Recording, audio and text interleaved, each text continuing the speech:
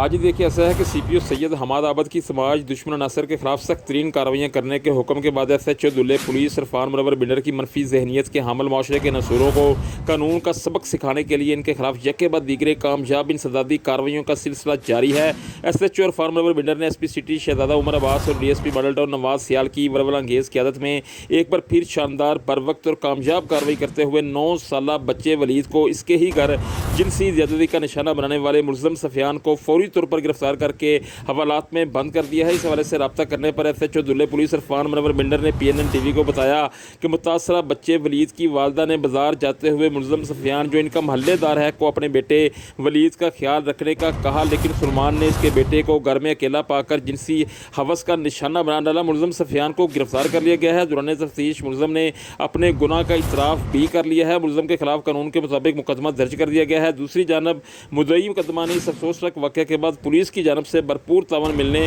اور واقعہ میں ملوث ملزم کی فوری گرفتاری پر S H O Dhale police Irfan Munawar Bandar اور ان کی ٹیم کو بھرپور خراج تحسین پیش کیا ہے اور سی پی او سید حماد آباد، S P city Shahzada Umar Abbas اور D S P Model Town Nawaz Sial کا شکریہ ادا کیا ہے۔